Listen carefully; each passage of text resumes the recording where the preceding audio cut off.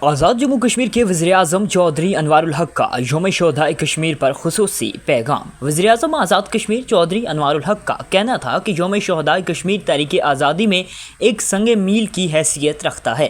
کچھ واقعات قوموں کی زندگی میں بڑی اہمیت کے حامل ہوتے ہیں۔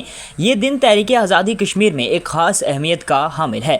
اس موقع پر وزیراعظم آزاد کشمیر کا کہنا تھا 13 جولائی 1931 کو کشمیری عوام نے شخصی حکمرانی کو للکارا اور مہاراجہ کے ظلمانہ اقدامات کے خلاف صدائے احتجاج بلند کیا۔ آج کا دن ان عظیم باعث کشمیریوں کو خراج عقیدت پیش کرنے کا ہے جنہوں نے آزان کی تکمیل کے لیے اپنی جانوں کے نذرانے دیے۔ ان کا مزید کہنا تھا شہداء میں سے کسی ایک کی بھی پیٹھ پر گولی نہیں تھی بلکہ سب نے سینے پر گولیاں کھائی۔ وزیراعظم آزاد کشمیر نے کہا ہے کہ آزادی کے لیے اس شجاعت اور جذبے کی دنیا کی کسی تاریخ میں مثال نہیں ملتی۔